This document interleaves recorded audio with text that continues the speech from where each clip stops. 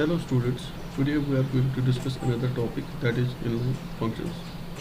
Since we have already discussed functions and I have uploaded some of the videos about the functions, as we know that functions are independent block of code that can be called again and again.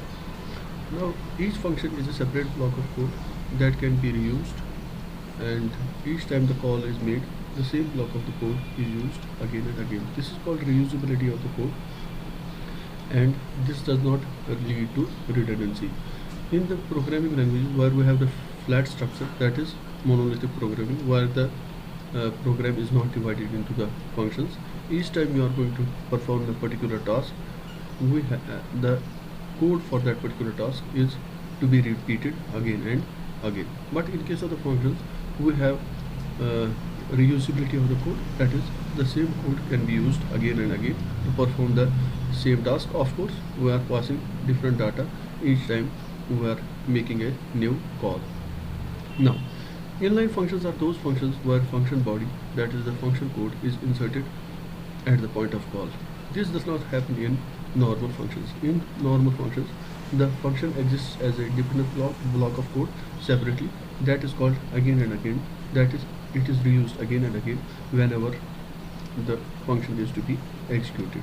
Now these functions, that is inline functions, are not independent blocks of code which can be called again and again. Since these are not independent block of code, so therefore it is a misnomer to call them as inline functions. But why we call them as inline functions is because they have what you call definition of the functions, and they can be called like normal functions. Since they can be defined like normal functions and they can be called like normal functions, they seem to be like functions. But again, in inline functions we don't have a reusability of the code.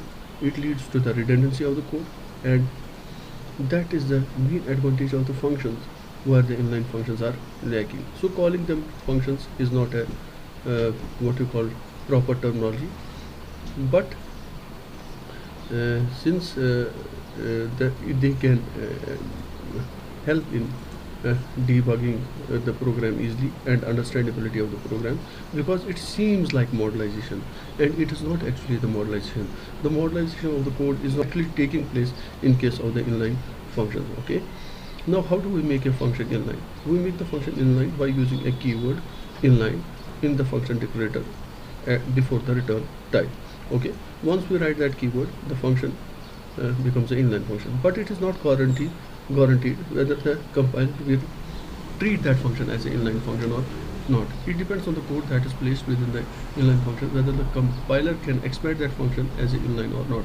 That will be reported by the compiler. We'll see once we go into the IDE that there are functions which have been declared as inline but they are not expanded inline. Okay, so it's not guaranteed that if you write a inline keyword before a function declarator that it will become an inline function. That's not true always. Okay, now again, in inline functions we don't have a mechanism of what we call function call and return. That is, there is no function linkage taking place in case of inline function, and there is no context switch taking place in case of inline function. This is a key feature of the functions, that each function, that normal function, follow the what you call call and return mechanism, and I have discussed that mechanism in video 3, that is part 3 of the functions. If you see that, it will help you in understanding the inline functions in a proper way. Now the functions which are not inline functions, we call them normal functions, and they are also called as outline functions or non-inline functions. So the functions we have used so far in these programming exercises that I have shown, they are not inline functions, they are outline functions. Today we will be seeing how we create such inline functions, that is how we define such inline functions in our programs. Okay, now let us see what happens in case of normal functions. I am taking an example of a program where the program is divided into two functions, that is the example and the main. Okay, now example is a normal function, it is not an inline function, and so is a main. It is a normal function, it is not an inline function. Now suppose my main has got m statements and my example has got n statements, and the important thing here is that main is calling the example 3 times in its body. What happens in normal functions? A separate block of a code for the main and the example is maintained in the memory, and the same block of the code of the example will be reused again and again in a call to an example. That is, whenever a call is made in the main for an example, since there is a call 3 times, so the same block of the code will be executed 3 times. So once there is a function call, it is actually a request from the calling function, that is the main, to the CPU that it should execute the called function. So the function's call and return mechanism takes place once the program is executing. It does not take place at compilation. It takes place during execution. Before we execute a program, we have to of course compile the program, but once a compiled code is there, then we get an executable code and that code is executed. So call and return mechanism is from the perspective of execution. That is when the program is actually executing. Now who will execute the program? We have discussed that CPU will execute or microprocessor will execute the program. Now once it starts executing main, because the execution begins at main. Now it executes of statement 1, statement 2. The next statement that it encounters is an example, that is called to an example. Now what does the this code tell the CPU? This code informs the CPU that it's actually a request to the CPU that it should leave the execution of the main and transfer the control to the example, that it should now execute the example, that is it should execute the lines of code of the example. And therefore what it does, it saves the address of the next instruction in the memory, as well as the contents of its registers in the memory. The address of the next instruction that is saved in the memory or a stack is basically used by the processor to return back to the main once it executes the example function. Okay, once the example is executed, the address of the next instruction that is saved in the memory and the value of the registers that has been saved in the memory, or the contents of the registers that have been saved in the memory, are reloaded back in CPU and the execution begins in the main. So the first call is over. Okay, so this is called as call and return mechanism and function linkage. And the CPU has to give some time in saving the address of the next instruction, in saving the contents of the registers, that is the value of the registers, and then it has to again execute the function, but again when it returns back to the calling function, that is the main, it has to reload back the address of the saved instruction and the contents of its registers. This is called as context switch, that is the saving of the next address and then reloading it back, the saving of the CPU register, loading them back. This is called as context switch, and it takes time. The CPU has to give some time to perform this task, and this time, this extra time that is needed, is the disadvantage of using the functions, because the CPU time is wasted. Now the program, the efficiency of the program is always seen in terms of the speed of the program, as well as what you call memory consumption of the programs. But in this case, once we use modularity, it always slows down what we call execution of the program. This is important point from the architectural side of it, and as I have explained call and return mechanism, and it is clear that CPU has to perform certain tasks in call and return mechanism, and in performing a task, naturally it takes some time, and that amount of time that is taken in implementing the function call is called as a function overhead. Okay, and this mechanism is called function linkage, and this loading and saving of the address of the next instruction and the contents of its registers is called as context switch. Okay, now once the first call is over for the example, in the same manner second call is executed and the third call is executed. So we have got what you call a function overhead 3 times here. That is, the execution will be slowed down because of this saving and loading process that takes place, and that the CPU has to give its time to perform. Okay, now if I suppose that the main has the size of 1K and my example has a size of 1K, that is it occupies the memory size, because the program occupies the memory size. Now in case of call and return, since same code is used again and again, the total memory consumed in this example which I have taken is 2K, because 1K plus 1K is 2K. Main is a separate block of code, example is a separate block of code, that and its size is 1K, main size is 1K. So whenever the what you call is made to an example, same block of code is used again and again. This block of code is not repeated, it is again reused. This is called reusability of the code, and this reduces the redundancy. Okay, now we will see in case of inline functions there will be redundancy of the code, because there will be absence of the call and return mechanism, and that mechanism will not be there. Since that mechanism is not there, how do we realize this? What sort of the code is generated once we use the inline functions? Okay, now we have got inline functions. In inline functions, I am taking the same example as the previous example, but I have taken the example function as an inline function because I have used the keyword inline here. This is how we make a normal function as a inline function. Now example again has got the end statements, and its size is 1k as I have given in the previous example of normal functions. And suppose main is again has got the same structure as the previous function. Okay, now the main is making 3 calls to the example function, and if you see there are no separate blocks for main and example. So once we use inline function, the example function does not exist as an independent block of code that can be called again and again. If it would have been such, then there would have been a reusability of the code and we will have less redundancy.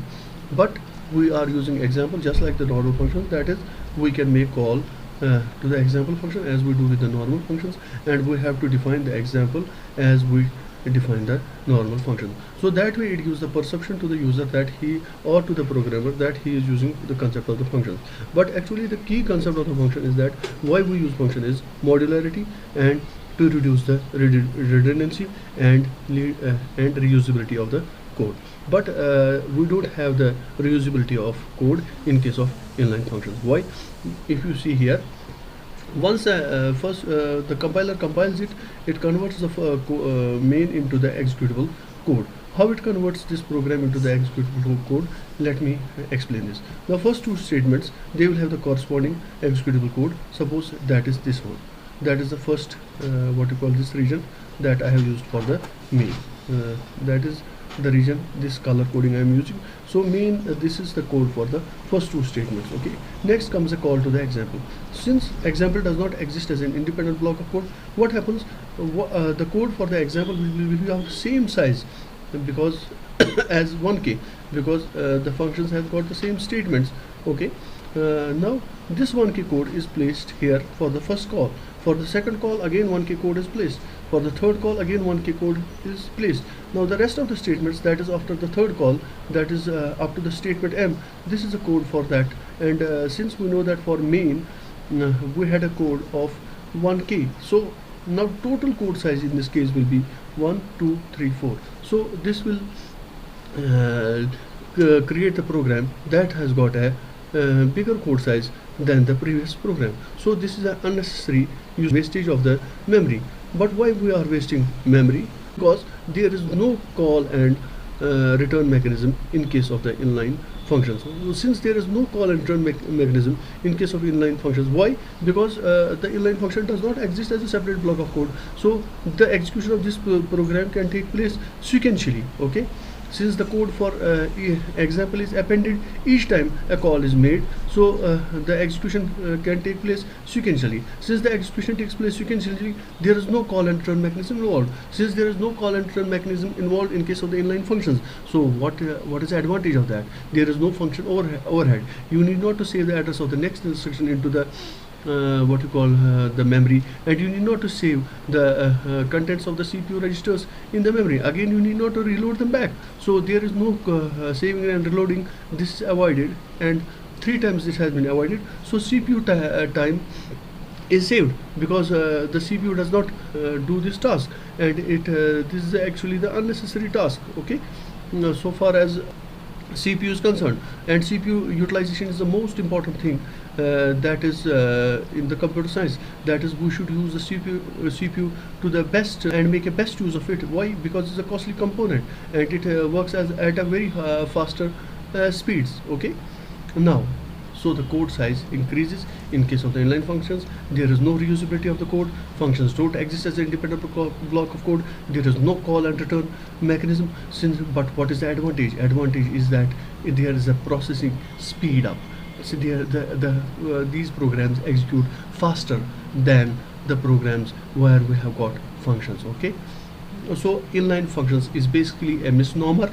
They are not functions at all, but how they are look like functions, because we define them like a function, and we what you call them like the functions, but actually the internal mechanism that is involved in the functions, that is the reusability of the code and call and return mechanism and function linkage and the context switch, that does not take place in case of inline functions. Okay, now why do we use inline functions? I have already told up. They are used to speed up the execution, and but at the cost of the memory. No context switching and the function linkage overhead is taking place in case of the inline functions.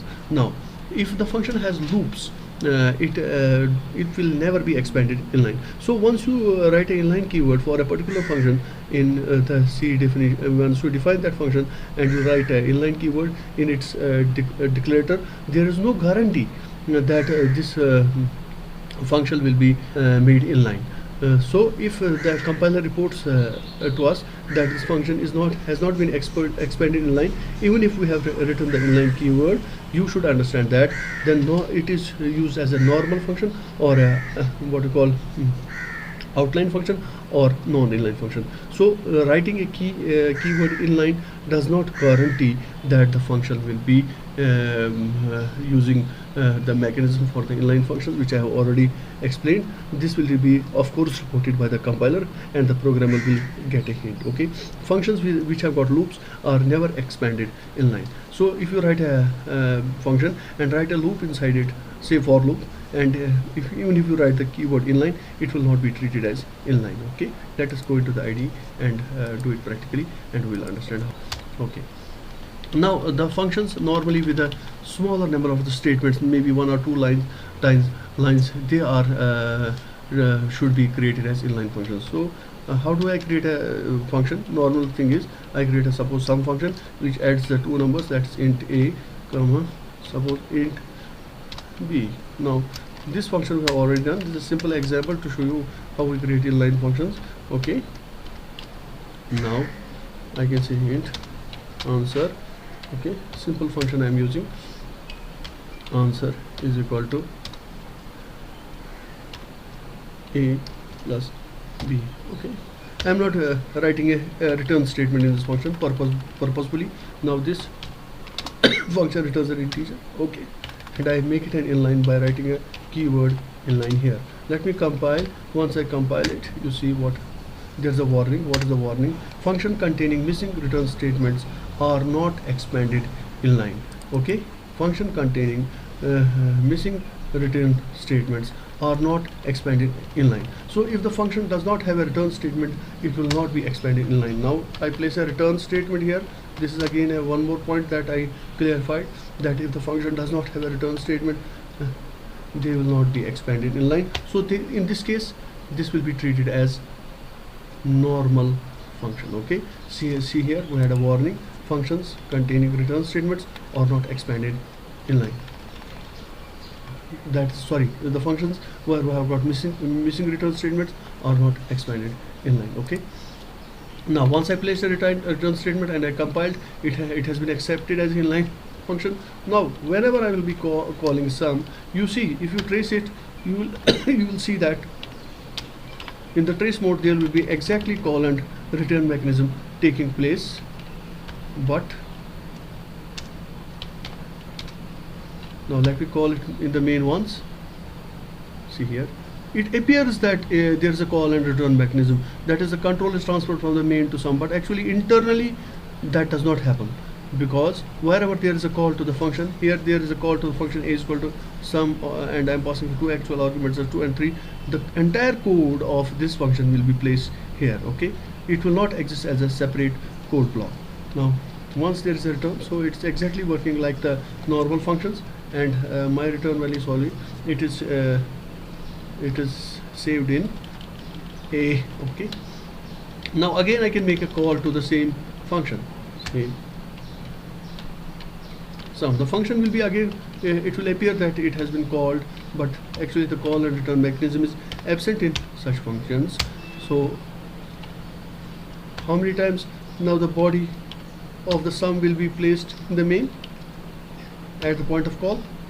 This is 3 times. If you do it 4 times, the body of the sum will be placed there. So as many times as you call the sum, the code size will keep on increasing. Okay, because of course you will be compiling this. Once the compiler creates executable code, it will place the body thrice. Okay, this is the concept of the inline functions. Let me place a loop here, even though that does not serve any purpose, to explain to you that what happens in case the body has got a loop. Okay, I'll say I equal to 0.